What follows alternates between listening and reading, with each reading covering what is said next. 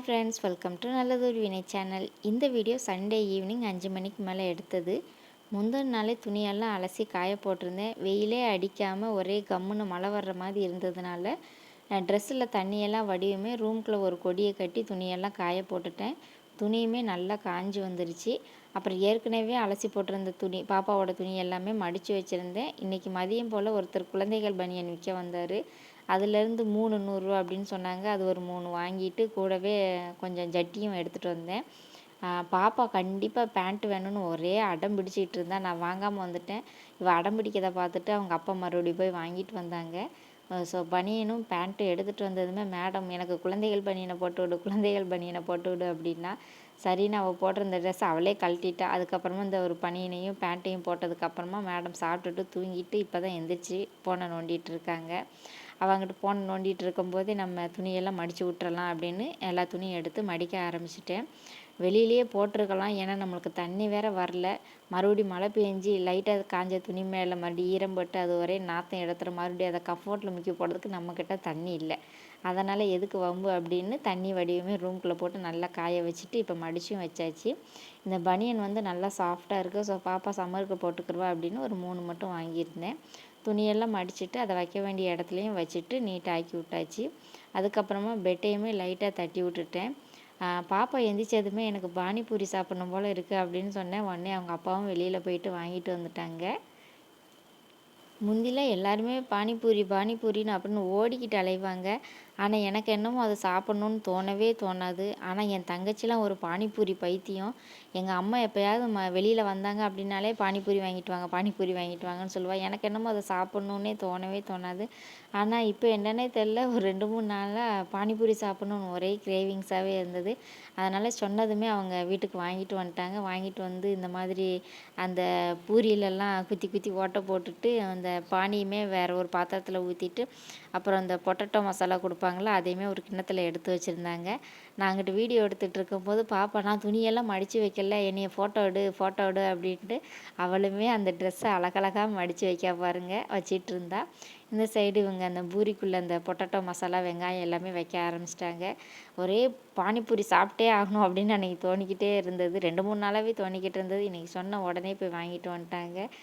அவங்க எப்படா வச்சு முடிப்பாங்க, எப்படா சாப்பிடுவோம் அப்படின்னு தான் இருந்தது. எல்லாத்தையுமே வச்சதுக்கு அப்புறமா ஒவ்வொரு பூரியாக எடுத்து நல்லா அந்த பானியில் டிப் பண்ணி சாப்பிட்டாச்சு. நல்லா நிறைய நிறைய மோந்து பாப்பாவுக்கு ஒரு பூரி மட்டுமே கொடுத்தேன். காலையிலே நீ பொங்கல் சாப்பிட்றியா அப்படின்னு கேட்டதுக்கு அவள் பூரி வேணும்னு சொல்லிட்டா.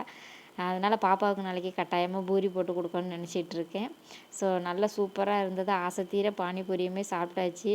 என் வீட்டுக்காரருக்கு பாவமே அப்படின்னு சொல்லிட்டு 2 சின்ன பீஸ் மட்டும் கொடுத்தேன்.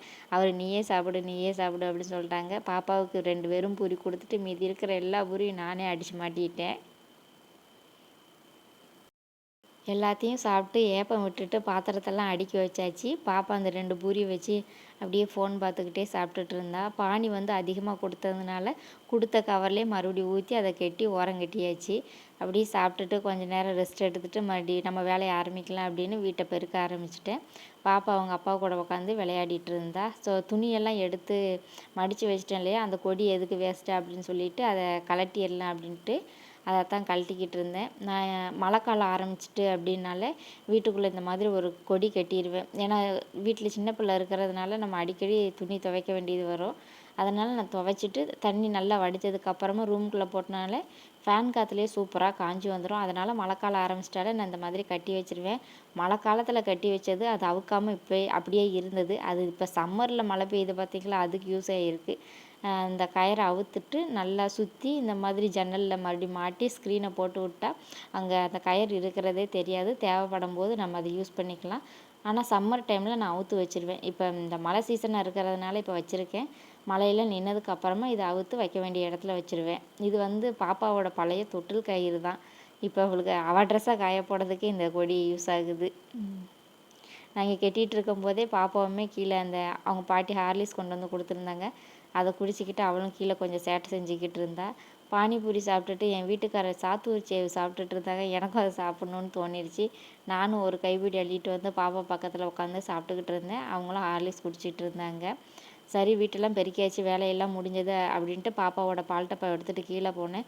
தண்ணி டப்பாவோட மூடியை காணுமேன்னு சுற்றி சுற்றி தேடுனா மேடம் அவளோட பொம்மையோட கழுத்தில் வச்சுட்டு வந்திருக்கா. ஸோ அதையும் எடுத்துகிட்டு கீழே போனேன். அதுக்குள்ளே அம்மா என் வீட்டுக்காரர்கிட்ட டீ கொடுத்து விட்டுட்டாங்க. நல்லா மணக்க மணக்க இஞ்சி போட்டு சூப்பராக டீ இன்றைக்கி கொடுத்து விட்டுருந்தாங்க. கூடவே மிச்சரும் கொடுத்துருந்தாங்க. அம்மா தான் கொண்டுட்டு வருவாங்க. ஸோ பாப்பா இன்றைக்கி கீழே போனதுனால வீட்டுக்காரர்கிட்ட அம்மா டீ கொடுத்து விட்டாங்க. நான் டீ நல்லா சுட சுடலாம் குடிக்க மாட்டேன். கொஞ்சம் ஆறுனதுக்கப்புறம் தான் பொறுமையாக உட்காந்து குடிச்சிட்டு அதுக்கப்புறமா கீழே இறங்குனேன். நான் இப்போ ஹேர் கட் பண்ணியிருக்கிறதுனால 2 நாளாக தலையே சீவலை. தலை சீவலைன்னா ஒரே ஃப்ரீ ஹேரில் தான் இருந்தேன். அது ஒரே சிக்கு. அதில் பூ வைக்கவா அப்படின்னு பூவே வைக்கலை. இன்றைக்கி பூ வேஸ்ட்டாக போயிருமே அப்படின்ட்டு சடையை போட்டு பூவையும் வச்சுட்டு கிச்சனுக்கு வந்தால் கிச்சன் இந்த மாதிரி தான் இருந்தது. ஸோ முதல்ல கிச்சனை க்ளீன் பண்ணிடலாம் அப்படின்ட்டு விளக்க வேண்டிய பாத்திரத்தெல்லாம் எடுத்து சிங்கில் போட்டுட்டேன். அது மட்டும் இல்லாமல் இன்றைக்கி இட்லி தோசை மாவு அரைக்கலாம் அப்படின்னு அரிசியுமே ஊற வச்சுருந்தேன். இன்றைக்கி நைட்டுக்கு டின்னருக்குமே இட்லி தோசை மாவு இல்லை. ஸோ அதனால் மதியம் வச்ச ரசம், அதுக்கப்புறமா உருளைக்கிழங்கு போட்டு செஞ்ச கோழிக்கறி குழம்புமே இருந்தது. அதை வச்சு சமாளிச்சுக்கரலாம் அப்படின்னு நினச்சிட்டு நான் வேலையெல்லாம் பார்க்க ஆரம்பிச்சிட்டேன். அந்த தேயிலை அந்த காஃபி தூள் இருக்குல்ல, அதை வந்து நம்ம ரோஜா செடிக்கு போட்டோம்னா அது நல்லா பூக்கும். அதனால் நான் அதை ஒரு டப்பாவில் எப்போயுமே சேகரித்து வச்சுருப்பேன். மாவு அரைச்சிட்டு மற்ற வேலையை பார்க்கலாம் அப்படின்ட்டு கிரைண்டர் நல்லா க்ளீன் பண்ணிவிட்டு மாவு அரைக்க ஆரம்பிச்சிட்டேன். ஆனால் என்னோடய கிரைண்டரில் உளுந்து வந்து சரியாக அரைப்பட்டு வராது. அதனால் நான் மிக்சியில் லைட்டாக அரைச்சிட்டு அதுக்கப்புறமா கிரைண்டரில் போட்டு ஒரு 20 நிமிஷம் ஓட விட்டுருவேன். நல்லா வெண்ணெய் மாதிரி சூப்பராக உளுந்துமே அரைஞ்சி பொங்கி வந்துடும். அதனால் எப்போ மாவு அரைச்சாலுமே அந்த மாதிரி தான் செய்வேன். அதுக்கப்புறமா மதியம் வச்ச சாதமுமே மிச்சம் இருக்குது. இன்றைக்கி கூடவே ஆப்பத்துக்கும் ஊற வச்சுருக்கிறதுனால கொஞ்சம் சாதத்தை எடுத்து ஆப்ப மாவு அரைக்கிறதுக்காக தனியாக வச்சுட்டு இன்னும் கொஞ்சம் சாதமும் மிஞ்சி இருக்குது. அதை தனியாக வேறு ஒரு பாத்திரத்தில் எடுத்து வச்சுருக்கேன். மிக்சர் ஜாரில் போட்டால் சாதத்துக்கு கூடவே ஆப்பத்துக்கு ஊற வச்ச உளுந்தையும் வெந்தயத்தையும் அதில் சேர்த்து வச்சுட்டேன். அதுக்கப்புறமா சாதம் இருந்த பாத்திரத்தையுமே லைட்டாக விளக்கிட்டு நைட்டுக்கு சாதம் தான் வைக்கலாம் அப்படின்ட்டு அரிசி போட்டு நல்லா வாஷ் பண்ணிவிட்டு அதில் கொஞ்சமாக உப்பு தண்ணி சேர்த்து ஸ்டவ் ஆன் பண்ணி அரிசியுமே வேக வச்சுட்டேன். அது ஒரு பாட்டுக்கு வெந்துட்டுருக்கும். கிரைண்டரில் உளுந்து போட்டிருக்கேன். அதுவுமே ஒரு 20 நிமிஷம் நல்லா சுற்றி வரணும். அதுக்கு இடையில ஏன் சும்மா இருக்கணும் அப்படின்னு சொல்லிட்டு வீட்டை பெருக்க ஆரம்பிச்சிட்டேன். மேலே பெருக்கிட்டு வந்தேன் இல்லையா, ஸோ பாப்பா வந்து அம்மாட்ட இருக்கா அப்படின்றதுனால கீழே நான் பெருக்க ஆரம்பிச்சிட்டேன். எல்லாமே பெருக்கிட்டு இருக்கும்போது தான் என்னடா ஃப்ரிட்ஜு பாட்டு பாடுமா அப்படின்ற மாதிரி ஃப்ரிட்ஜில் என் வீட்டுக்காரர் இந்த பென்ட்ரைவ் வேறு சொருவி வச்சுருந்தாங்க. சரி எதுக்கு சும்மா கூட்டணும் அப்படின்னு சொல்லிட்டு பாட்டு போட்டுக்கிட்டே கூட்டிகிட்டு இருந்தேன். ஒரு 2 பாட்டு தான் கேட்டேன். அதுக்கப்புறமா கிச்சனுக்கு வந்ததுக்கப்புறமா அந்த கிரைண்டர் சவுண்டில் நம்மளுக்கு பாட்டு எதுவுமே கேட்கல. 2 பாட்டுக்கு அப்புறமா ஆஃப் பண்ணிட்டு வந்துட்டேன். உளுந்துமே நல்லா வெண்ணெய் மாதிரி சூப்பராக அரைஞ்சி வந்துருச்சு. அதை வெளியே எடுத்துட்டு அதுக்கப்புறமா அரிசியை போட்டு அரைச்சிடலாம் அப்படின்ட்டு கிரைண்டரில் கொஞ்சமாக தண்ணி ஊற்றிட்டு ஊற வச்சுருக்கிற அரிசி கூடவே கொஞ்சம் உப்பையும் சேர்த்து நல்லா அரைச்சி எடுத்துக்கிட்டேன். நான் வந்து அரிசி வந்து பாதி ரேஷன் அரிசியும் பாதி கடையில் வாங்கின அரிசியும் சேர்த்துருக்கேன். இட்லி தோசை எல்லாமே சூப்பராக வருது. அங்கே அதை அரைஞ்சிட்டு இருந்தது. அதுக்கு இடையிலேயே அப்பா வந்து பாப்பாவுக்காக அல்வா வாங்கி ஒரு அண்ணாச்சிட்ட கொடுத்து விட்ருந்தாங்க. அதை வாங்கி வச்சுட்டு ஏற்கனவே விளக்கி வச்சுருந்த பாத்திரம் இருந்தது, அதையுமே எடுத்து வச்சுட்டேன்.